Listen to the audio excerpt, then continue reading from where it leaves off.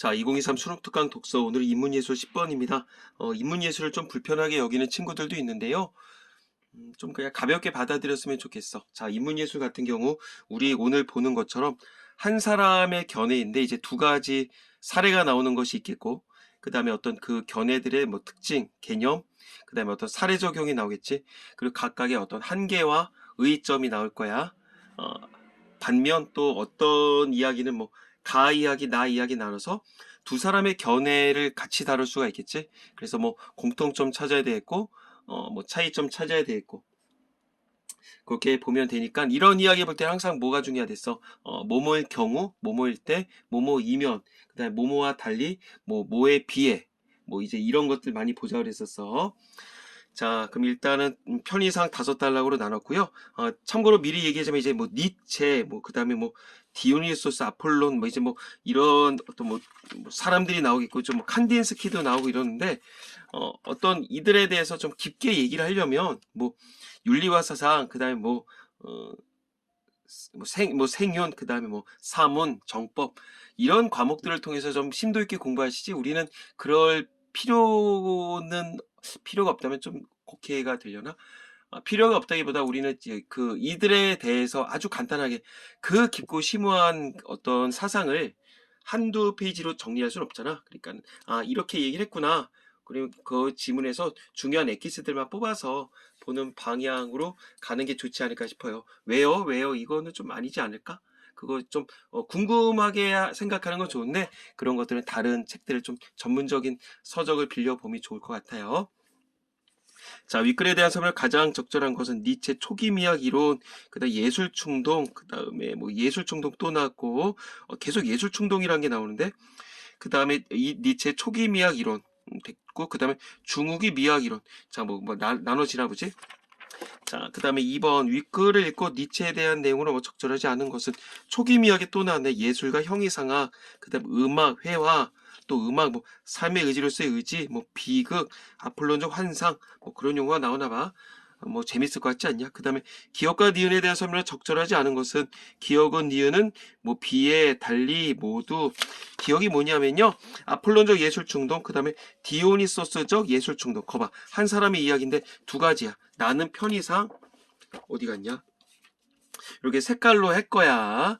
뭐 아직은 연습하는 거니까 너네 마음대로 이렇게 구분지어서 색칠을 하든가 아니면 동그라미 세모를 하든가 아니면 뭐 밑줄 물결로 하든가 너네 나름대로 좀 눈에 이렇게 확 띄게 좀 나눌 필요가 있지 않을까 싶어요.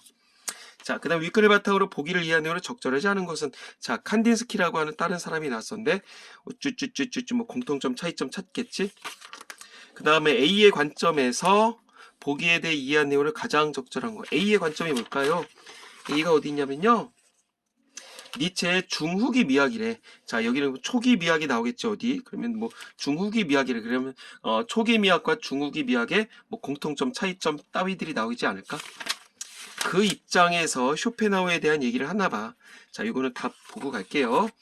자, 이제 1단락부터 가볼까? 19세기 철학자에서 훅 들어오는 거야. 통시적 관점 이렇게 어떤 몇 년대 몇 세기 이런 거 나오면 일단 체크를 하고 가세요.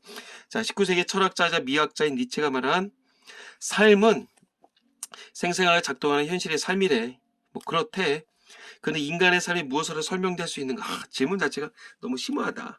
근본적인 물음을 던져. 인간의 삶이 무엇으로 설명될 수 있을까? 나도 간혹 이런 생각하는데 어떻게 설명해야 될까? 우리의 삶을.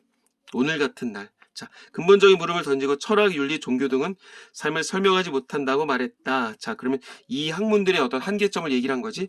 오직 미학만 좋게 얘기했나 봐. 그에 따르면 철학은 진리에 대해서 개념의 껍질이 인간을 가두어 버리고 윤리는 당위를 통해 마치 모든 문제가 해결될 것처럼 현실의 삶을 포장하며 막 디스했네. 철학 디스했고 윤리 디스했고 종교는 어쩌고저쩌고해서 회피하고 현실놈의 문제에 집착하게 한대. 자, 이들 학문에 대해 디스했고 그러면 너무 깊게 볼 필요 없겠지? 그는 이러한 비판적 의식을 바탕으로 뭐에 대해서 이딴 것들에 대해서 오직 미학, 즉 예술을 통해서만 인간의 삶이 정당화될 수 있다고 말한다. 그러면 이런 것들을 통해서는 인간의 삶을 정당할 수 없다는 얘기겠지. 자, 이것이 초기 미학의 니체 초기 미학의 핵심 주제인 예술가 형이상학이다. 자, 초기 미학이래. 뒤에 아까 전에 여기서 봤지만 중후기 미학은 약간 다른 태도가 나오겠지. 자, 그럼 바로 갔다. 자, 니체는 형이상학과 관련해 인간의 삶을 이해하는데 중요하면서도 근원적인 예술 충동으로 아폴론적인 것과 디오니소스적인 것을 제시했다. 자, 이제부터 구분할 거야. 나는 이렇게 할 거야. 나는 뭐 내 맘이야. 난 이렇게 하고 디오니소스 이렇게 할 거야. 자, 아폴론적 예술 충동은 훅 들어오네. 질서의 원리를 상징하는 것으로 오케이. 그 형상과 형태를 만들고 기준이나 틀을 규정하고 있는 것이다. 이 충동에 의해 그지 아폴론적 충동에 의해 인간의 하나의 개체를 다른 개체와 구별되게 만들어준 개별화의 원리. 자, 이렇게 땡땡 있는 건 중요하겠죠. 구분 가능하고 산정 가능한 인식 가능한 조형 세계를 만들어준다. 오케이. 그는 이와 같이 만들어져 아폴론적인 것을 꿈과 관련지어 설명했다. 여기서 꿈은 현실의 어려움을 버티면서 살아가고자 할 때 생겨나는 마음의 힘이라고 해석할 수 있대. 뭐 나의 꿈이 뭐냐 이제 그딴 거 얘기를 하는 것 같지? 그는 예술가가 꿈을 지니고 있어서 완전한 세계를 지향하는 예술작품을 창작할 수 있다. 완전한 세계를 지향하는 예술작품. 결국 꿈을 통해서 이게 지향이 가능하다는 얘기겠지? 자, 그리고 그에 따른 아폴론적 예술 충동에 의해 창작된 것으로는 조형 예술인 조각이나 회화를 들 수 있다. 자, 그러면 어떤 아폴론적 예술 충동에 대해서 어떤 특징적인 것들 다 얘기를 했어. 다시 한번 가볼까? 질서의 원리, 그 다음에 형상과 형태, 틀을 규정을 한대. 그리고 개별화의 원리를 추구하는데 제일 중요한 것 같지? 그 다음에 인식 가능한 어떤 조형 세계래. 틀이 있으니까 인식 가능한 어떤 이걸 만들겠지. 형상 형태 연결되어 있고. 그래서 꿈과 연결을 짓는데 어떤 어려움을 버티면서 어떤 하나의 마음의 힘이래. 그래서 완전한 세계를 지향하게 한대. 그래서 여기서 나온 형상 형태 있는 어떤 조각이나 회화를 들 수 있대. 자, 디오니소스적 예술 충동은 그럼 이제 뭐 비교하겠지. 나는 이렇게 할 거야. 내 맘이야. 자, 무질서를 상징하는 것으로 혹시 모르니까. 인간에서 무매개적으로 솟구치며 어떤 형태나 경계를 만들지 않는데 여긴 만들었지. 모든 것과 하나가 된 일체감을 지향한데 아까 개별화했잖아. 디오니소스적을 도치와 관련지어 설명했대. 여기서는 아까 꿈이었잖아. 오케이. 도치는 구별을 없애고 개별을 없애고 다양한 개체를 하나로 융합시킨데 융합은 일체감이랑 연결되겠고 예술 충동의 인간은 세계의 근원적 모습과 일체감을 느끼는데 계속 뭐 반복이죠. 도치는 개별의 원리를 붕괴시킨데 그에 따른 비조형적 예술. 저기서는 아까 조형적이었어. 음악이네. 대표적이래. 두 충동을 대립적인 것으로 상정했대. 그러나 두 충동이 지속적인 상호작용을 하는 것에도 주목해서 아폴론적인 것 없이는 디오니소스적이 성립될 수 없고 이거 없이 이것도 안 된대. 그래 상호 배타적이 아니라 뭐다? 어떤 상호 보완적이다. 이렇게 보면 되겠지. 상호 보완적. 자, 그럼 다시 한번 가볼게. 디오니소스적 예술 충동. 어머, 아폴론적은 이렇게 써야지. 무질서래 무매개적으로 솟구친데 어떤 형태 경계 만들지 않는데 일체감이 있고 하나로 융합시킨데 이건 꿈이 아니라 도치와 관련 있대. 그래서 근원적 모습과 일체감을 느끼게 하겠고 개별의 원리 파괴하고 비조형적인 음악과 관련 있대. 하지만 따로 노는 게 아니라 상호작용한대. 됐어. 그럼 여기까지 보고 나서 벌써 그러면 아까 기억님 묶었었던 거 3번 문제 바로 갈 필요가 있겠지. 자, 기억은 구분 가능한 산정 가능한 인식 가능한 조형 세계를 만들어낼 수 있다. 뭐 이건 그냥 확인 안 해도 되지 맞죠. 그 다음에 인간 안에서 무매개적으로 솟구친다. 뭐 고스란히 나왔지. 그 다음에 기억은 니은입의 영원하고 근원적인 예술의 힘으로 뭐 나타난다. 아니죠. 근원적이다. 이런 것들 아까 전에 어디 나왔었다. 근원적 모습과 일체감이다. 그러니까 3번 틀렸네. 뭐야. 그 다음에 니은은 기억과 달리 구별을 없애고 다양한 어쩌고저쩌고해서 융합, 도치 맞죠?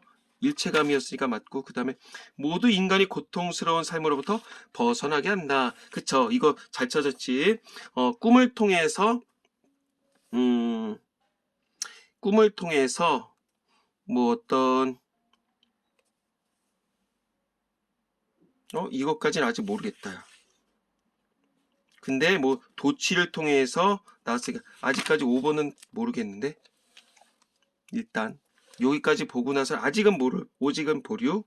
요거. 자, 3번 가볼까? 니체는 디오니소스적인 것이 아폴론적인 것에 비해 영원하고 근원적 예술의 힘을 발휘한다고 주장함으로써, 자, 영원하고 근원적 예술의 힘, 디오니소스적이지. 음악의 비조형적인 특징에 주목했다. 형상을 의도하지 않은 비조형성, 결과적으로 시각적인 것에 얽매이지 않는다. 음악의 미학적 가치는 이를 바탕으로 출발한다. 음악이 그 자체로 내적 구조와 논리를 갖는다. 내적 구조와 논리는 다양함들의 관계에서 나타나며 음들 사이의 차이가 관계를 갖는 역동성으로 이해할 수 있다. 현실 세계 삶의 의지로서의 의지인 생명력이 발현됐다. 자, 계속적으로 어떤 디오니소스적 쪽에 대해서 얘기를 하고 있는 거겠죠. 그 다음에 그에게 음악은 이 디오니소스 쪽이었지. 현실 세계에 생명력을 부여하는 근원적인 예술의 힘으로 이해된다. 음악에 비해 회화는, 자, 이런 거 중요하지. 음악에 비해 회화는 아까 전에 아폴론 쪽이었잖아. 예술적 근본 충동의 또 다른 편이라고 언급됨에도 불구하고 현상적이고 개별적이면서 조형성을 갖는다는 이유로 미학적 가치를 많이 부여받지 못했다. 회화, 즉 아폴론적, 시각적으로 인식할 수 있는 조형성이 선과 윤곽, 색채 배열 등을 통해 실현된다. 니체가 보기 이러한 회화의 특징은 대상의 표면적 속성만을 나타낸다. 근원적인 속성을 나타내는 게 부족하다. 뭐가? 아폴론적 이쪽이. 자, 다음에 니체는 예술이 발전하기 위해서는 두 가지 예술 충동, 즉 여기서가 아폴론과 디오니소스 쪽이겠지. 대립적 속성이 서로 보완되어야 된다. 여기 적었던 그대로네. 자, 아폴론적 예술 충동은 개별화의 원리에 충실해서 뭐야? 또 이제 어떤 아까 전에는 개념만 얘기했었는데, 여기 3문단에서는 어떤 디오니소스 쪽에 어떤 뭐 좀 더 장점 얘기한 것 같고, 그럼 이 두 분야의 어떤 예술 충동 두 쪽에 대해서 어떤 의의랄까 그런 거 얘기를 하는 것 같아. 개별화의 원리에 충실해 개체 세계, 인간 개인의 삶을 정당화한다. 이게 아까 전에 개별화의 원리였잖아. 그리고 아폴론적 예술 충동에는 꿈의 세계를 통해 아름다운 환상을 경험함으로써 인간 개인이 삶에서 겪는 고통을 이겨낼 수 있다. 그렇구나. 아폴론적 예술 충동을 통한 척도와 비율의 존재, 이게 어떤 형상, 형태겠지. 조형적인 힘은 인간의 고통스러운 삶의 현실을 아름답게 만든다. 뭐를 통해? 꿈을 통해 환상을 경험해서. 반면 디오니소스적 예술 충동은 개별의 원리를 파괴한다. 인간 개인의 파괴를 해서 인간 개인의 삶을 구원하는 기능한다. 개별의 원리가 깨질 때 공포감, 황홀감 동시에 경험하게 되고 경험에 도취된 상태에 이르기 때문에 고통으로부터 벗어날 수 있다. 자, 두 가지 공통점 났네. 그리고 3번 문제에 5번 맞았네. 답은 구했지만 좀 확인 사살한 거야. 그리고 니체는 두 가지 예술 충동이 변증법적으로 합쳐진 예술 장르를 비극으로 보았다. 자, 그러면 결국 뭐겠어? 아폴론 더하기 디오니소스족은 결국 뭐다? 비극이다. 오케이. 비극에서 배우가 느끼는 디오니소스적 경험은, 배우가 느낀다고? 어떤 감정을 얘기하나? 아폴론적 환상인 객관화된 장면으로 나타나고, 오케이. 디오니소스적 경험. 관객은 배우의 모습을 자신과 동일시한다. 이건 어떻게 설명해야 되냐? 관객은 배우의 모습을 자신과 동일시한다. 결국 어떤 자신만의 개별화를 깨뜨리고 도취감에 빠진다는 얘기겠지. 그런 식으로 얘기를 한 것 같아. 자, 결국 다시 배우의 모습을 자신과 동일시한다. 어떤 관객의 입장에서 어떤 개별화의 원리를 깨뜨리고 어떤 도취감을 맛본다. 이렇게 봐야 되겠지. 그에 따르면 비극은 두 대립적인 예술 충동이 통일된 상태, 즉 디오니소스적 도취감, 이 도취감이 결국 여기서 어떤 느끼는 거겠지. 이게 감정이라고 얘기를 할까? 안에서 아폴론적 형상이 나타났다. 이렇게 보면 될 것 같아. 자, 결국 어쨌든 상호 대립이 아니라 어떤 보완을 해야 된다는 얘기겠고요. 자, 그럼 여기까지 보고서도 좀 문제를 풀 수가 있을 것 같은데 그냥 가자.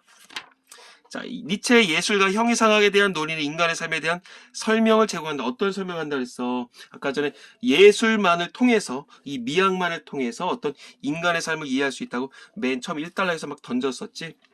그리고 뭐 정당할 수 있댔잖아. 그 얘기를 하는 것 같아. 인간의 아폴론적인 것으로만 살아갈 수도 없고, 그렇다고 디오니소스적인 것으로만 살아갈 수도 없다고 봤다. 질서에 갇혀 절제된 삶을 살아간다고. 자신에도 어느 순간 디오니소스적 무질서에 따른 욕망 가득한 삶에 부딪힌다. 이런 예술가 형이상학은 니체의 중국이 미학에선 더 이상 전개되지 않는다. 뭐 있단 얘기지 안 했단 얘기야? 삶을 예술로 설명하는 예술가 형이상학에서 예술은 삶을 정당화하는 일종의 수단이 됐잖아. 아까 여기서 정당한 다음에 다른 거 종교 미학 아니 종교 철학 윤리 따위들의 어떤 그 한계점을 얘기를 하면서 초기 미학에서와 달리 그는 그 자체가 이미 정당성을 지니고 있어서 더 이상의 필요하지 않다고 봤구나. 그랬대. 그러니까 예술을 삶의 어떤 수단이랄까 이렇게 보지 않은 거겠지. 그냥 삶 그 자체가 있다. 그러니까 그는 삶은 어떤 수단에 의해 설명될 수 있는 것이 아니라 있는 그대로 받아들여지는 것이기 때문에 삶과 유리된 예술, 삶과 유리됐다는 얘기를 이렇게 떨어졌다는 얘기야. 결부라는 용어들을 우리 친구들이 헷갈려 하는데 결부는 연결지었다는 얘기겠고 유리됐다는 얘기 이렇게 동떨어졌다는 얘기야. 그러니까 삶과 동떨어진 예술은 더 이상 예술이 아니고 예술 그 자체가 삶이기 때문에 예술 그 자체로 받아들여야 한다. 그러니까 삶도 그 자체다. 즉 예술을 삶의 수단으로 인정을 하지 마라. 이렇게 본 거지. 예술은 삶의 수단이 아니다. 이렇게 얘기를 한 거야.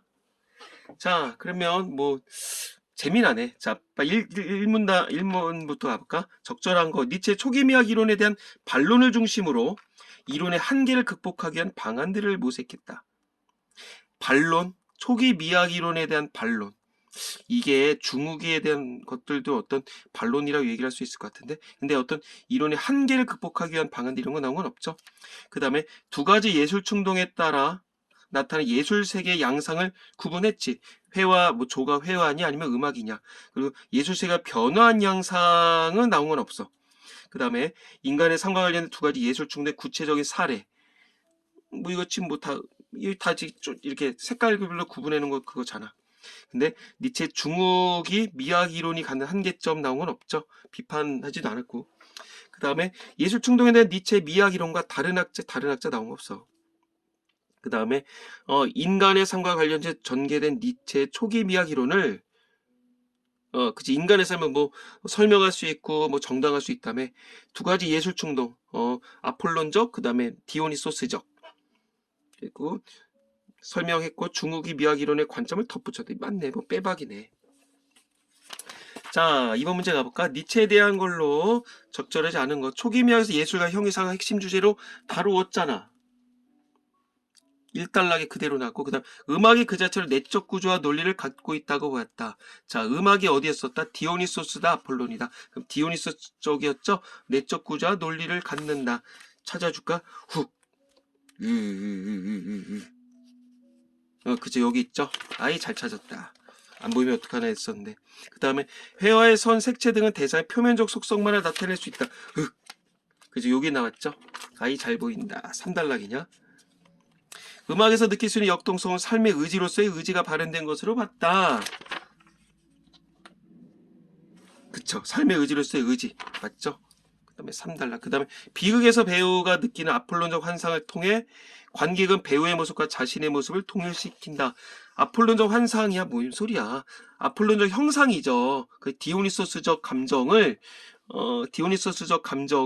어떤 아폴론적 형상을 통해서 느낀다 그랬었지. 뭐야 내가 학생이면 딱 이거 하고 나서 분명히 그럴 거야. 아예 별거 없네. 그리고 시험 나면 틀릴 거야. 그러니까 한번 쭉 이렇게 여기다가 정리할 거야. 이렇게 쭉 이렇게 해서 뭐 아폴론적 디오니소스적 하나하나 적어가면서 그랬었지. 공통점 써보고 여기다가 어떤 중후기 미학의 어떤 이 양반의 견해 나 같으면 쓸 거야. 자 이거 3번 문제 풀었고요. 그 다음에 4번 문제로 가볼까요? 자 칸디스키는 회화가 음악과 동떨어질 수 없는 긴밀한 관계에 있다고 생각했다. 두 예술이 독자적으로 갖고 있는 장점들을 바탕으로 예술을 결합시키고자 했다. 이에 그는 회화의 음악성을 추구했다. 회화의 음악성. 자, 회화는 아까 전에 어느 쪽이었다? 아폴론 쪽이었지. 그 다음에 음악은 어디 쪽이었었다? 디오니소스 쪽이었다. 그렇게 머릿속에 이렇게 딱 구조화가 나눠져 있어야 되겠지? 그래서 디오니소스적이 좀 더 근원적이다. 그 다음에 뭐 도치다. 뭐 내적 구조 논리지 그런 것들을 아까 얘기했었어. 그가 회화의 음악을 접목시키고자 한 까닭은 음악은 이건 회화에 비해 대상을 있는 그대로 묘사하지 않고도 대상의 본질을 직접적으로 나타낼 수 있다고 보았기 때문에 내가 머릿속에 훅 들어야 되겠지. 아, 디오니소스적에서 어떤 근원적이다, 영원성이다, 내적 구조와 논리를 갖는다. 그런 것들이 머리에 훅 들어야 될 것 같아. 그 다음에 그는 예술의 진정한 미적 가치는 정신적 세계의 반영으로부터 부여되는 것이다. 그 다음에 정신적 세계가 내적 필연성에 근거 있다. 자, 내적 필요성이 뭔지 뭐예요? 나도 몰라요. 대상으로부터 느낀 내면적 감정을 그대로 표현하는 것이다. 그래서 내적 필요성을 중요하게 생각했는데 누가? 칸딘스키가. 이거를 통해서 대상의 본질을 보여줄 수 있다고 생각했다. 그 표현하는 형태가 추상적이어야 한다고 주장했다. 추상적 보이지 않는 거겠죠? 쌤, 뭔지 모르겠는데요. 친절하게 추상 설명해줬네. 추상이란 구체적 그림의 형태가 아니어야 한다는 것과, 자, 그림의 형태, 회화 쪽이네. 즉, 아폴론 쪽이네. 형태를 식별할 수 없어야 된다. 자, 형태를 식별할 수 없다. 아까 전에 이쪽이다. 뭐, 무질서 상정한다. 그 비조형적이다. 이쪽이겠지. 그는 회화의 음악성을 추구해서 회화가 나가야 할 방향을 외적 자연현상의 재현 또는 단순한 모방에서 순수 회화적 수단인 추상으로 전환시켰다. 그리고 외적 자연현상의 재현은 뭐또 형상을 두란 얘기죠. 그럼 이런 거 두지 말라는 거야. 단순한 모방도 하지 말란 얘기야. 자, 그럼 한번 골라볼까? 1번. 칸디스키가 내적 필연성의 표현을 중시한 것. 니체의 관점에서 예술을 통해 대사의 근원적 속성을 나타내는 것. 자, 근원적 속성. 여기 딱 보자마자, 아, 회화 음악. 그러면 아폴론적, 그 다음에 무슨 소스적. 이쪽이죠. 그러니까 내적 필연성을 표현했다. 근원적 속성이다. 그러면 딱 디오니소스 쪽이겠지? 그러면 1번 맞겠지? 2번. 회화의 음악성을 추구했다. 이건 니체의 관점에서 시각적인 것에 얽매이지 않는 음악의 속성에 미학적 가치를 부여했다. 맞겠죠. 있는 그대로 설명한 거지. 순서만 바꾼 거야. 순서만. 음악적 속성이 뒤쪽이잖아. 걷다가 미학적 가치를 좀 더 뒀대. 그리고 회화에 나아갈 방향을 순수 회화적 수단이 추상으로 전환시켰다며. 그치? 니체의 관점에서 아폴로적 예술 충동에 의해 규정된 기준이나 틀을 깬 것이다. 그쵸? 여기서 외적 재현 현상의 재현, 그 다음에 단순한 모방 이런 것들은 우리 앞쪽으로 얘기를 하자면 이런 거겠죠. 어떤 뭐 틀을 규정하고 그 다음에 형상과 형태를 뒀다. 그런 거겠지. 개별적 조형성, 선과 윤곽, 색채, 배열 이런 쪽이라 보면 되겠죠. 그걸 깼다. 맞네. 그 다음에 4번. 칸딘스키가 예술의 진정한 미적 가치가 정신적 세계의 반영으로부터 부여되는 것으로 본 것은 이 봤다며 니체의 관점에서 회화의 현상적이고 개별적인 조형성을 추구했다. 아, 여기서 깨자매. 현상적이고 개별적인 조형성을 깨서 내적 필연성을 추구하자매. 대상의 본질을 추구하자며 그 형태를 추상적으로 해야 된다며. 틀렸네. 그 다음에 동떨어질 수 없는 긴밀한 관계를 맺고 있다고 생각한 건 그랬다며 위에서 니체 관점에서 아폴론적이고 상호 보완적 관계 맞네.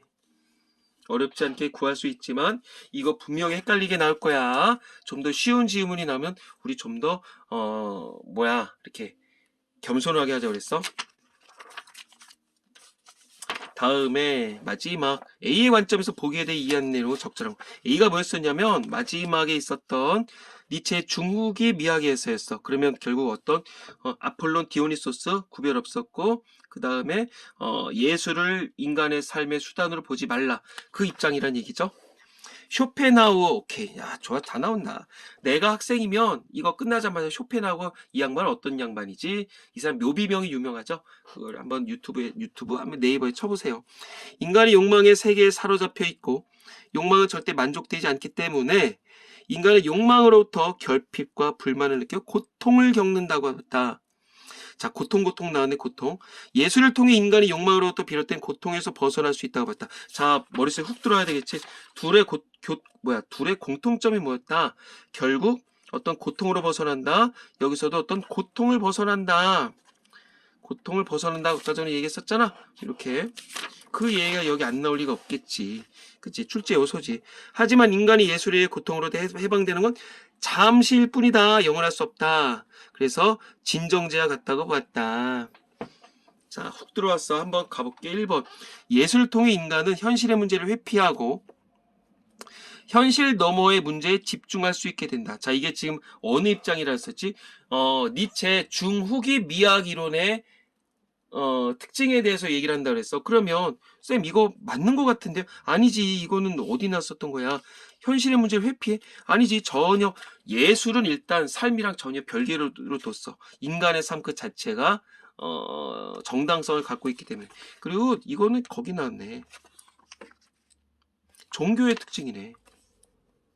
굳이 설명할 필요도 없네. 그 다음에 비극은 인간을 도취된 상태에 머물게 해서 불만과 결핍으로 인한 고통으로부터 해방을 가능하게 한다. 야, 맛 그럴듯할 것 같지 않냐? 쇼펜하우어가 뭐랬어? 어떤 욕망으로부터 결핍, 불만을 느끼고 고통을 겪는다. 그리고 예술은 잠깐 벗어나게 해준다. 잠깐 해방이 가능하게 한다.